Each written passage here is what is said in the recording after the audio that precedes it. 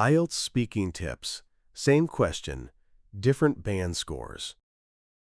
What do you do if someone is rude to you? Band 5. Answer. If someone is rude to me, I usually feel bad and I try to ignore them. Sometimes I get angry, but I don't say anything. I think it's better to not fight. Why is this a Band 5?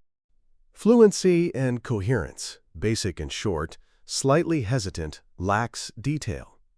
Lexical resource, common/basic words, limited range.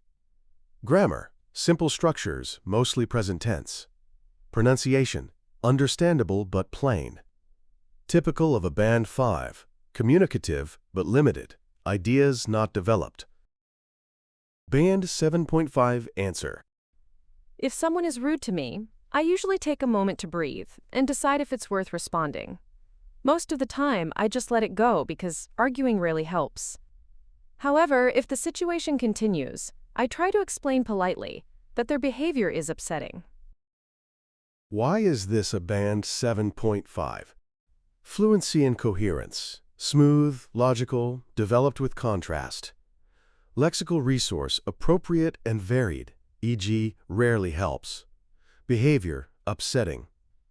Grammar, mix of tenses and complex clauses. Pronunciation, clear and natural.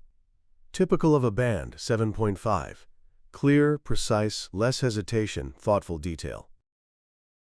Band 9 Answer. If someone behaves rudely towards me, my instinct is to pause and assess whether their comment was intentional or simply careless. In most cases, I choose to ignore it because engaging with negativity is rarely productive. That said, if their behavior becomes disruptive, I address it calmly and directly to avoid any escalation.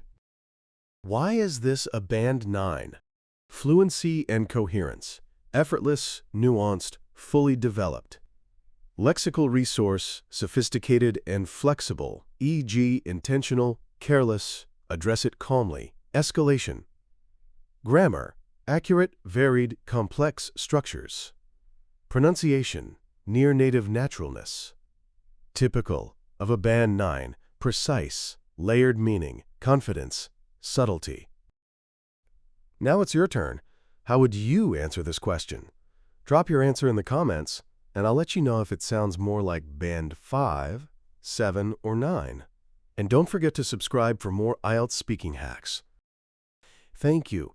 Please like and subscribe. See you tomorrow.